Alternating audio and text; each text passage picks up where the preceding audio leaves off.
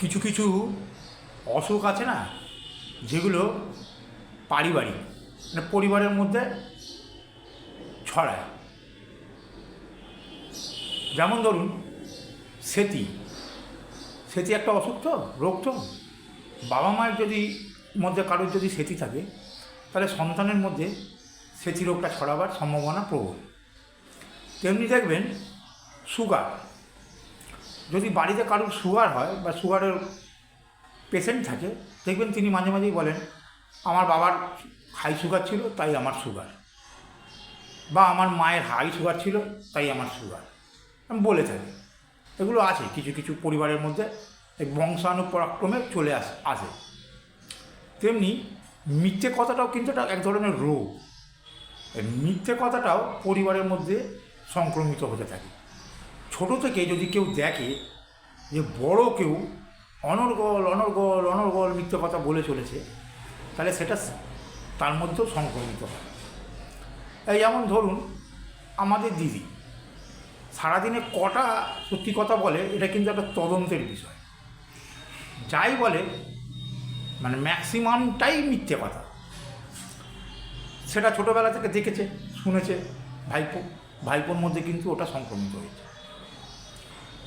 এই যে রবীন্দ্র জয়ন্তী গেল 25শে বৈশাখ, আমাদের দিদি বাড়ির দোরগোড়ায় আর রবীন্দ্র জয়ন্তীর অনুষ্ঠান করেছিল। সেখানে তিনি যা বক্তব্য রেখেছেন সবই মিথ্যে কথা। সেটা নিয়ে আমার একটা প্রতিবেদন করা আছে, আপনারা একবার দেখে নেবেন। আমি সেটা কোথায় কোথায় মিথ্যে কথা বলেছি আমি ভিডিও দেখিয়ে দেখিয়ে ওটাকে আমি আমার মতন করে বিশ্লেষণ করেছি। গতকালও ভাইপো কোনো একটা জায়গা থেকে কর্মীদের উদ্দেশ্যে একটা বক্তব্য রেখেছেন, দীর্ঘ বক্তব্য, প্রায় 16 মিনিটের উপর। সবটা তো দেখাবার সম্ভব নয়।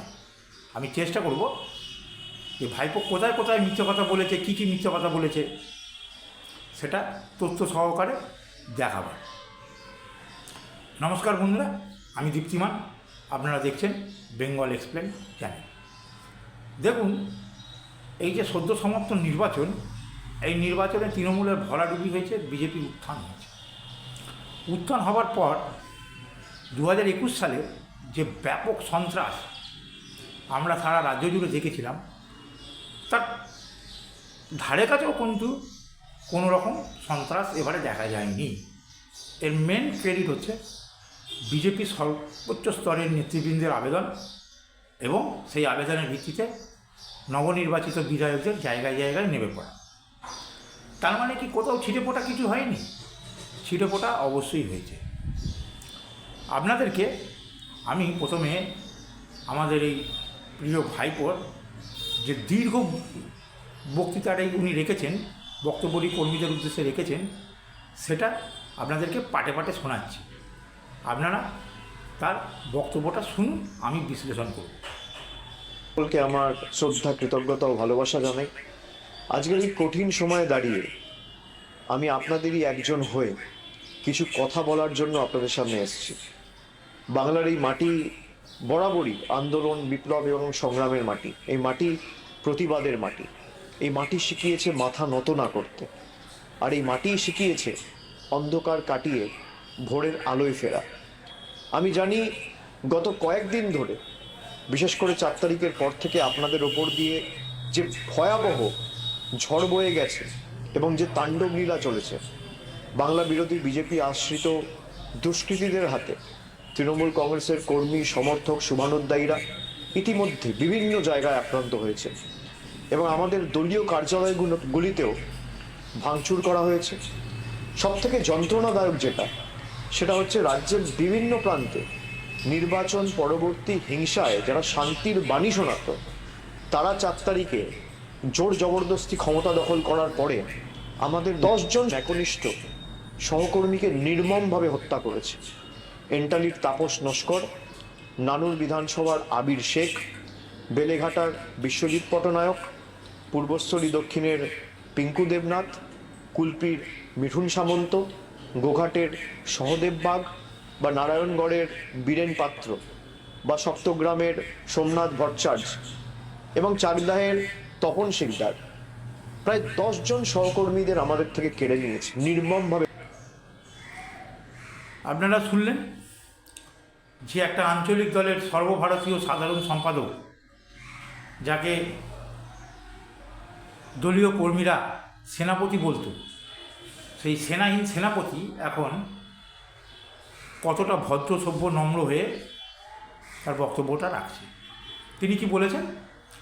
বলেছেন যে দলীয় কর্মীরা জায়গায় জায়গায় আক্রান্ত হয়েছে, 10 জনের মতো নিহত হয়েছে,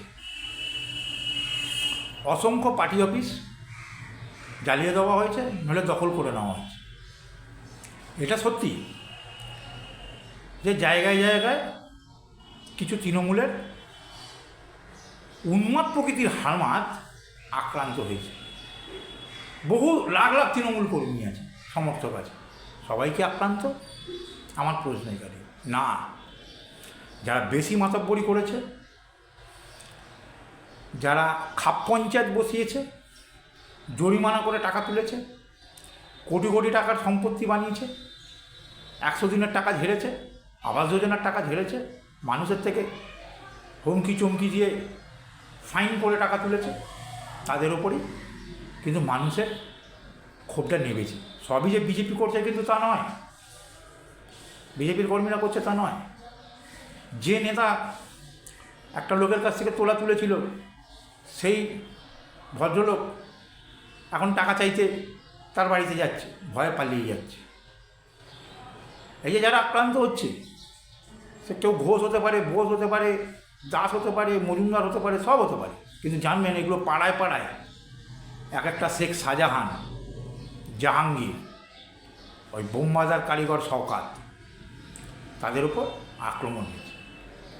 স্বাভাবিক, মানুষের ক্ষোভ উঠলে উঠবেই, বহিঃপ্রকাশ ঘটেছে। কি বলেছে? 10 জন কর্মীর নাম বলে মৃত্যু হয়েছে। কোনো মৃত্যুই কাম্য নয়, আমিও কোনো মৃত্যুকে কামনা করি না। মানুষ সুস্থ সবলভাবে বেঁচে থাকুক, সর্বদা ভগবানের কাছে এটাই প্রার্থনা। এমন কি ঘটলো যে এই 10 জন কী এমন রাজনীতি করেছে, কী এমন পার্টি করেছে যে তারা গণ আক্রোশে মারা গেল? কেন তাদেরকে মারা হলো? তদন্তের বিষয়। তারা 15 বছরে কী ধরনের রাজনীতি করেছে যে একজন সৎ সাধারণ নিষ্ঠাবান তৃণমূল কর্মী, তাকে সে পার্টি করে, ঠান্ডা নিয়ে মিটিং মিছিলে যায়, বাড়ি ফিরে আসে, দলের বক্তব্য রাখে, তাকে মেরে দিল? হয়েছে? হয়নি। ওই রিজু দত্ত, আপনাদের মুখপাত্র, দর্শক বন্ধুগণ, রিজু দত্তের ইন্টারভিউটা শুনবেন। পার্টি অফিসে লিস্ট করা ছিল যে ভোটে জিতলে কাদের সঙ্গে কীরকম ব্যবহার করা হবে, কাদেরকে মারা হবে, কাদেরকে পাড়াছাড়া করা হবে, কাদের বাড়িঘর জ্বালানো হবে, কাদেরকে রেপ করা হবে। এগুলো তারই ফল। মারা যেগুলো গেছে সেগুলো ভদ্রসভ্য লোক মারা যাবে। খোঁজ নিয়ে দেখুন পাড়ায় তাদের পরিচিতিটা কী। পার্টি অফিস দখল করেছে, পার্টি অফিসে আগুন লাগিয়েছে, আলবাত লাগিয়েছে। পার্টি অফিসগুলো কার? তৃণমূলের কর্মীরা নিজেদের পকেটের চাঁদা দিয়ে, টাকা দিয়ে জমি কিনে পার্টি অফিস করেছে। সেই পার্টি অফিসটা কি তৃণমূলের নামে নথিভুক্ত? নয়। ওই পার্টি অফিসগুলো ম্যাক্সিমাম 2011-এর পালা বদলের পরে যে কংগ্রেসকে তাড়িয়ে দিয়েছিল, সেই পার্টি অফিস দখল করা, সিপিএমের থেকে পার্টি অফিসগুলো দখল করা। এর সাথে সাথে কোনগুলো পার্টি অফিস আছে? পাড়ার কিছু ক্লাব জোর করে পঞ্চায়েত মেম্বার, কাউন্সিলর এরা দখল করে নিয়েছে। তোলাবাজির আখড়া পখড়ার হিসাব হতো ওইসব জায়গা থেকে। পার্টির কোনো কাজ হতো না, রাত্রিবেলা পিঠে বানাতে রাখে। এগুলো সেই পার্টি অফিস। আর কোন পার্টি অফিস হতে পারে? রাস্তার ধারে জমি জবরদখল করে তৈরি করা পার্টি অফিস। সেই পার্টি অফিসগুলোকে যার জায়গা সে হয়তো ভেঙে চুরে এখন ফাঁকা করে দিয়েছে। সেই জন্য এখন ভাইপো এগুলোকে দেখিয়ে বলছে জ্বালিয়ে দিচ্ছে, পুড়িয়ে দিচ্ছে, কাটিয়ে দিচ্ছে। তারপরে শুনুন বন্ধুরা যে আর কি বলেছে। কেন এই আক্রমণ কখনো ভেবে দেখেছেন? কেন এই হিংসা? কেন এই লুটপাট? কেন এই গুন্ডামি? কেন এই ভাঙচুর? তার কারণ বিজেপি খুব ভালো করে জানে বাংলার মানুষের এবং আপনাদের শক্তি কতটা।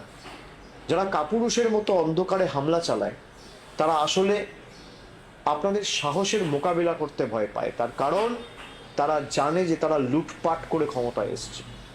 জয় বা পরাজয় সমাজের যে কোনো বা রাজনীতির যে কোনো রাজ্য রাজনীতির অঙ্গ বা দেশের রাজনীতির অঙ্গ, কিন্তু জয়ী হওয়ার পর প্রতিহিংসা পরায়ণ হয়ে ওঠা আসলে চারিত্রিক দুর্বলতা নয় কি?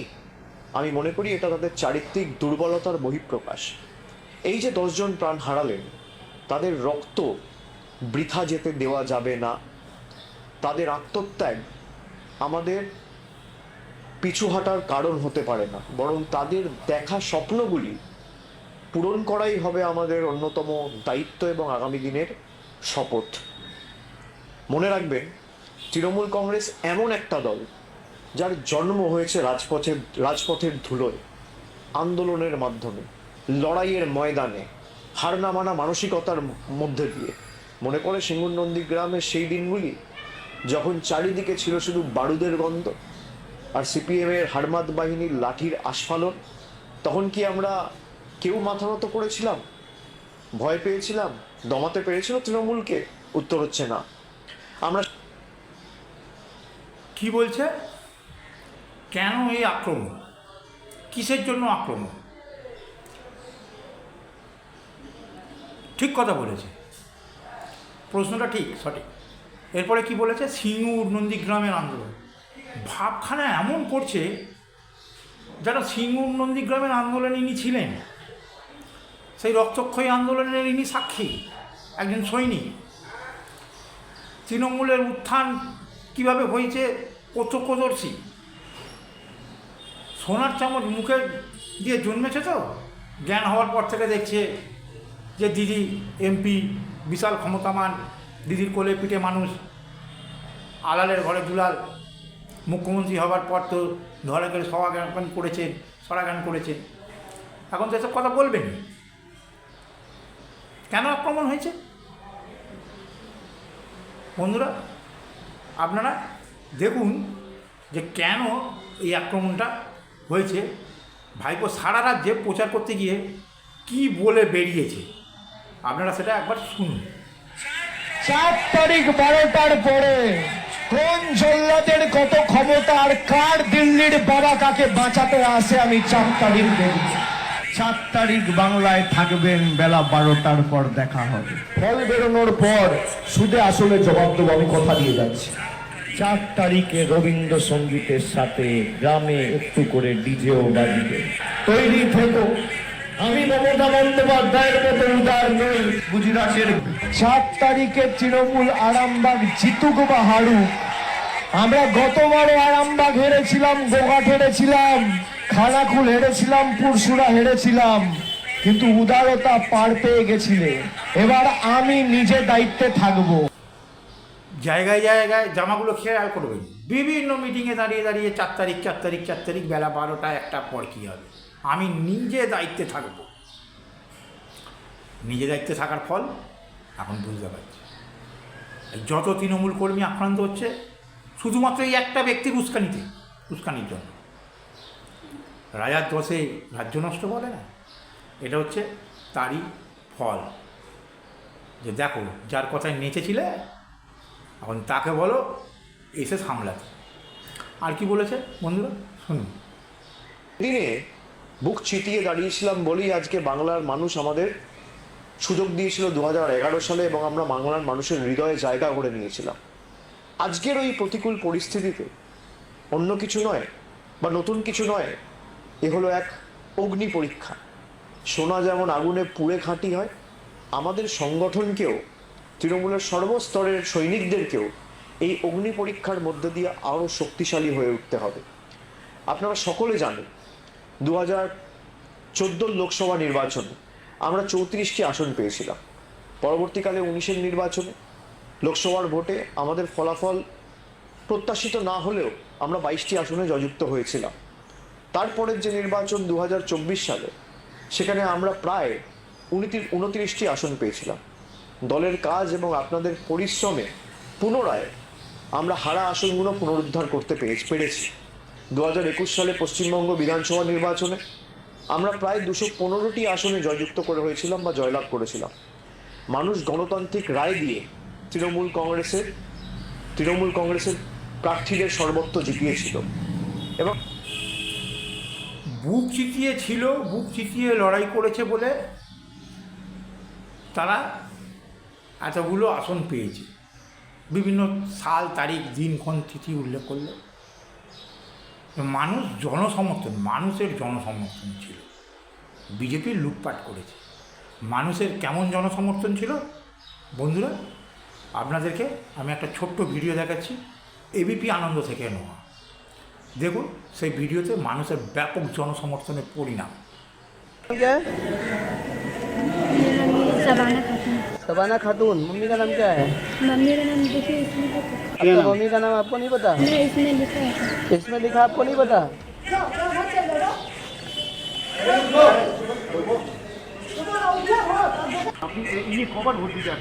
আমি এই নিয়ে দুবার এসেছি, মানে ফার্স্ট একটা যেটা করেছি ভুল করেছি, এটা এখন আমার জেনুইন ভোট। আমি তৃণমূল এই নিয়ে দুবার কোন ভোটারের ভোট দিয়েছিলেন? আমাদের পাশের বাড়িতে থাকে উনি, মানে আসেননি উনি। এক নম্বর অপূর্ব এক নম্বরে হচ্ছে ভালো নাম দেখে নিন। ভালো নাম কি? দেবাশিস ঘোষ। আর ডাক নাম রণজিৎ দাস। হ্যাঁ, দাস আর ঘোষ দুটো টাইটেল। মানে আমার সবাই তাহলে কি দেখলেন জনসমর্থন, যে এমন বিপুল জনসমর্থন ছিল, জনগণ ভোট দিতে এসেছে, নিজের মায়ের নামটা বলতে পারছে। কিরম জনগণ বুঝতে পারছে? একজন বৃদ্ধ ঠাকুমা ভোট দিতে গেছে, তাকে বলছে ভোট হয়ে গেছে, আপনি বাড়ি চলে যান। ব্যাপক জনসমর্থন বলতে হবে তো। তৃণমূলের নেতা লাইনে দাঁড়িয়ে জনসমর্থন নিচ্ছে, 1 নম্বরে ভোট দিতে হবে, 1 নম্বরে ভোট দিতে হবে, 1 নম্বরে ভোট দিতে হবে, শিখিয়ে দিচ্ছে বিভিন্ন ডেট, বিভিন্ন ইলেকশান। আর একজন মহিলাকে দেখলেন, পাশের বাড়ির লোক নেই, ও এসে ভোট দিচ্ছে, যেন সমাজের উপকার করছে, উদ্ধার করছে। আর একজন, তার তো আবার সেই মেরে দোতো বাপের মতো, দাস ঘোষ, দুটো টাইটেল, জানেই না নিজের টাইটেল কি, নিজের নাম কি, বাবার নাম। এই ছিল ভাইপোদের বিশাল জনসমর্থন। বন্ধুরা, এরপর আপনাদেরকে আমি দেখাচ্ছি যে আর কি কি ভাইপো বলেছে। করি যেভাবে এই লুট করা দেখেছি, এই নির্বাচনে বিজেপি কাউন্টিংয়ের দিনে যেভাবে লুট হয়েছে, আমরা বিশ্বাস করি যে এই রায় মানুষের রায় হতে পারে না। মানুষ আমাদের যা রায় দেবে আমরা মাথা পেতে নেব, আমাদের কোনো অসুবিধা নেই। সে 80 হতে পারে, সে 8 হতে পারে, সে 10 হতে পারে, সে 50 হতে পারে, সে 100 হতে পারে, সে 200 হতে পারে। কিন্তু 100-র বেশি আসনে কাউন্টিংয়ের দিন যেভাবে একতরফা লুট করেছে কেন্দ্রীয় বাহিনীকে ব্যবহার করে, আমরা নিশ্চিতভাবে আগামী দিন বিচার ব্যবস্থার কাছে বিচার চাইব। আমরা ইতিমধ্যে দাবি করেছি কাউন্টিং সেন্টারগুলোর ফুটেজ। এগুলো সবই কিন্তু অভিযোগ। এই অভিযোগের ব্যাখ্যা আমি কিন্তু কিচ্ছু দেব না। এই অভিযোগের ব্যাখ্যা আমাদের ভাইপোই দেবে। দেখুন সেই ভিডিওটা, যে ভাইপো 2021 সালের নির্বাচনের পর এই একই অভিযোগ যে বিজেপি করেছিল তার পরিপ্রেক্ষিতে কি বলছে। मुझे लगता है, ये मेरी पर्सनल राय है, कि जो लोग ईवीएम पे सवाल उठा रहे हैं, अगर उनके पास कुछ है तो इलेक्शन कमीशन को जाके वो डेमो दिखानी चाहिए कि भाई हमारे पास ये वीडियो है।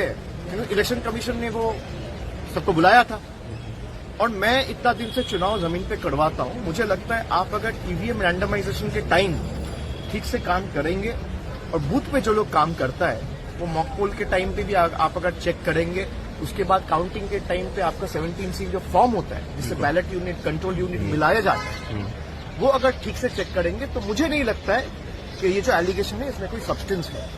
अगर फिर भी किसी को लगता है कि भाई ईवीएम मैनिपुलेट हो सकता है, ईवीएम हैक हो सकता है, तो मुझे लगता है डेलीगेशन जाके इलेक्शन कमीशन को मिलना चाहिए, मिलके डेमो दिखाना चाहिए कि भाई ये टेक्नोलॉजी से या ये सॉफ्टवेयर से या ये मैलवेयर से आपका ईवीएम हैक हो सकता है।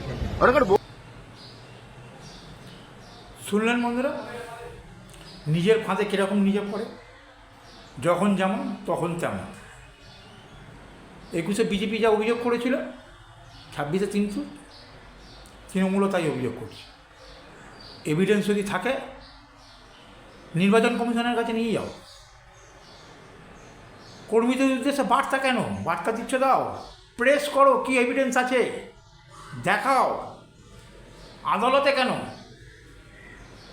ভোট দিয়েছে জনগণ, জনতা জনার্দন, ওর থেকে বড় আদালত কিছু নেই। সেখানে শো করা কী এভিডেন্স আছে দেখাও। কিছু নেই, ফুঁ ফাঁ। 94% লোক নেবে ভোট দিয়েছে এবং আপনাদের অপশাসনের বিরুদ্ধে ভোট দিয়েছে। এরপরে দেখুন আর কি বলছে। বিভিন্ন জায়গায় আমাদের কাছে কাউন্টিংয়ের দিন যত কন্টেস্টিং ক্যান্ডিডেট রয়েছে তারা আমাকে যখন ফোনে জানাচ্ছিল যেই ভোটে ইভিএম হয়েছে আর কাউন্টিং টেবিলে যে ইভিএম আনা হয়েছে দুটো সিরিয়াল নাম্বার ম্যাচ করছে না। যখন রিটার্নিং অফিসারকে বলা হচ্ছে, রিটার্নিং অফিসারের কাছে কোনো উত্তর নেই, তখন কেন্দ্রীয় বাহিনীকে ডেকে তৃণমূলের এজেন্টদের মেরে বের করে দেওয়া হচ্ছে, তৃণমূলের ইলেকশন এজেন্টের কার্ড ছিঁড়ে দেওয়া হচ্ছে, কন্টেস্টিং ক্যান্ডিডেটদের কার্ড ছিঁড়ে দেওয়া হচ্ছে, কাউন্টিং হল থেকে বার করে দেওয়া হচ্ছে। যারা লুট করে ক্ষমতায় এসছে, যারা মানুষের ম্যান্ডেটকে ম্যানিপুলেট করে ক্ষমতায় এসছে, তারা ক্ষমতায় বেশি দিন টিকবে না। আমি বিশ্বাস করি সত্যিটা মানুষের কাছে যথা সময়ে উন্মোচিত হবে এবং সঠিক তথ্যটা মানুষের কাছে উপস্থাপিত হবে। যারা মানুষের রায়কে উল্টে দিয়ে ক্ষমতা এসেছে তারা বেশি দিন ক্ষমতায় থাকবে না। এটা ওই যুবরাজ যেরকম বিশ্বাস করে আমিও বিশ্বাস করি, আপনারাও হয়তো বিশ্বাস করি। তৃণমূল টেকেনি। 11 ইলেকশানে জেতার পর যে 13তে পৌরসভা পঞ্চায়েত ইলেকশন হয়েছে, মানুষের রায় কোথায় গেছিল আমরা জানি। 18তে যে পৌরসভা হয়েছে, পঞ্চায়েত হয়েছে, নমিনেশনই দিতে দেয়নি। মানুষের রায় তো দূরের কথা। আরে আপনি ভোটে নমিনেশন দিতে দেবেন? ভোট হবে, মানুষ রায় দেবে, তবে তো বুঝবেন মানুষের রায় কোন দিকে। আজকে বললে হবে মানুষের রায় কথা, সরকার টিকবে না কথা, টেকে না। আপনারা যেরকম টেকেনি, আপনাদেরটা যেরকম টেকেনি, যদি নবনির্বাচিত সরকার সেম কাজ করে এও টিকবে না। দর্শক বন্ধুরা, এবারে দেখুন ভাইপো আর কি কি বলেছে। বলবো এর জবাব মানুষ আগামী দিন দেবে, ভরসা রাখুন মানুষের উপর। লুটপাট করে কেউ ক্ষমতায় বেশি দিন থাকতে পারে না। যারা রাষ্ট্রশক্তিকে ব্যবহার করে, পুরো দেশের এজেন্সিদের ব্যবহার করে বাংলায় লুট চালিয়েছে, যেদিনকে কেন্দ্র সরকার ক্ষমতা থেকে যাবে বা যেদিনকে এদের লোকসভা ভোটে পরাজয় হবে, সেদিনকে বাংলার গদিটাও মানুষের রায়ে এক রাতে চলে যাবে, এই বিশ্বাস আমি রাখি। আমাদের অস্ত্র হলো আপসীন লড়াই, আমাদের অস্ত্র হলো আমাদের হার না মানার মানসিকতা। এই একতাই আমাদের সব থেকে বড় ঢাল। আমি আপনাদের সকলকে অনুরোধ করছি, একে অপরের হাত শক্ত করুন। বাংলার মানুষ জানেন তৃণমূল কংগ্রেসের কর্মীরাই তাদের একনিষ্ঠ কর্মী এবং তাদের বিপদে আপদে প্রকৃত বন্ধু। আপনারা আবার মাঠে নামুন। আমাদের যে পার্টি অফিসগুলো জোর জবরদস্তি ভেঙে দেওয়া হয়েছে, সেই পার্টি অফিসগুলো পুনরুদ্ধার করুন। কেন কেউ আপনার কথা শুনবে না? আমরা জানি যে আদালতের দ্বারস্থ হয়েছেন, মানুষের রায় হ্যান ত্যান আগড়া বাগড়া অনেক কথা বলেছেন। আবার আপনাদের দল ফিরে আসবে যেদিন, কবে না যেদিন বিজেপি কেন্দ্র থেকে চলে যাবে, অর্থাৎ নিজেদের সাংগঠনিক ক্ষমতা এখন আর নেই, রাজনৈতিক লড়াই করার সামর্থ্য নেই, কেন্দ্র থেকে বিজেপি চলে গেলে আপনাদের তো সরকার আসবে না, আসলে কংগ্রেস পরিচালিত সরকার, সেই সরকারকে কাজে লাগিয়ে আপনি পশ্চিমবঙ্গের দখল নেবেন। অর্থাৎ যে অভিযোগটা আজকে আপনি করছেন যে দিল্লির বাবুরা এসে করেছে, তখন আপনি সেই অস্ত্রটাই প্রয়োগ করতে চাইছেন। আচ্ছা, মনে পড়ে রাজীব সিনহা রাজ্য নির্বাচন কমিশনার ছিলেন, তার ভূমিকা, আপনাদের ওই পঞ্চায়েত পৌরসভা ইলেকশনগুলোতে আপনাদের প্রশাসনের ভূমিকা মনে পড়ে? টিক ফর ট্যাক করেছে বলেই আজকে চেল্লাচ্ছেন, ছাপ্পা ভোট দিতে পারেননি, ম্যানিপুলেট করতে পারেননি, ফলস ভোট আসেনি, ভোটার চেল্লাচ্ছেন। বাহ, সুন্দর। দর্শক বন্ধুরা, এই যে ভাইপোর কথাগুলো শুনলেন না, এক গুণধর কাজ করেছিল ভোটের আগে। কী গুণধর কাজ? কি সেবায়ন না সেবা, কি সেবামূলক কাজ, নিজের কেন্দ্রে নন্দীগ্রামে মানে গরিব মানুষকে ডাক্তারি পরিষেবা দেওয়া। সেই পরিষেবায় যে বিপুল ব্যয় হয়েছিল, ক্যাম্প করা, ডাক্তারগুলো তো সব সরকারি ডাক্তার, বিনা পয়সায় এসে গেছে, কিন্তু ক্যাম্প করা, খাট, এসি ফেসি, হ্যান ত্যান, জল ফল, যে খরচা হয়েছিল, খরচার টাকাটা পর্যন্ত এই গুণধর মেরে দিয়েছে। বিচার হচ্ছে না। দেখুন তাহলে এই ভিডিওটা শুনুন। আমি বজবজের বাসিন্দা। আমার গত বছরে সেবা আশ্রয় করার সময় আমি কাজ করেছিলাম, এখানে প্ল্যাটফর্ম করেছিলাম। সেই প্ল্যাটফর্ম থেকে 2.5 লক্ষ টাকা গত বছরে পেতাম। আবার এই বছরে আমাকে বলা হয়েছিল যে ওই 2.5 লক্ষ টাকা দিয়ে দেবো, ওই কাজটা করো, বললে তোমার যে বছর যে কাজ হবে এবং আগামী বছর যে কাজ ছিল, টাকা বাকি ছিল, এই টাকাটা তোমাকে সব নিতে দেওয়া হবে বৈশাখ মাসের মধ্যে। তো কাজ হয়ে গেছে, টাকা পয়সা 6 লক্ষ টাকা এবছরে, গত বছরে 2.5 লক্ষ টাকা, 8.5 লক্ষ টাকা পাবো। সেই টাকা দেবে বলেছিল, উনি এখনও পর্যন্ত দেয়নি। এবং আমি এখানে যখন খুলতে আসার 8 লক্ষ টাকার কাজ করেছে 2 বছর ধরে, সে পয়সা দেয়নি। বড় বড় মুখে ভাষণ, বাতেলাবাজি, কর্মীদেরকে আবার উস্কাচ্ছে। কোনো কর্মী নেই দলে। চাচা আপনার প্রাণ বাঁচা, সবাই শেল্টার নিচ্ছে। কেউ নবনির্বাচিত এমএলএর অফিসে গিয়ে হতে গিয়ে পড়ে আছে, বাঁচাও। কেউ দল বদল করবে, কেউ স্বেচ্ছায় নিজেই আবির মেরেকে, গেরু আবির মেরেকে বিজেপি হয়ে গেছে। এখনও আপনি ময়দানে নামেননি। 2021 নির্বাচনের পর কিন্তু শুভেন্দু অধিকারী ঘরে বসে থাকেনি আপনাদের মতো, কর্মীদের পাশে নেমে গেছিল, তবেই আজকে সে জননেতা। আপনি নামুন, কত বড় নেতা, ছাত্র রাজনীতি করার নেতা, সিঁড়ি দিয়ে ওঠা আর হেলিকপ্টারের নেতার মধ্যে পার্থক্য আপনি বুঝে যাবেন। বিরোধী রাজনীতির যে উঠোন বড়ই তপ্ত, সোজা নয়।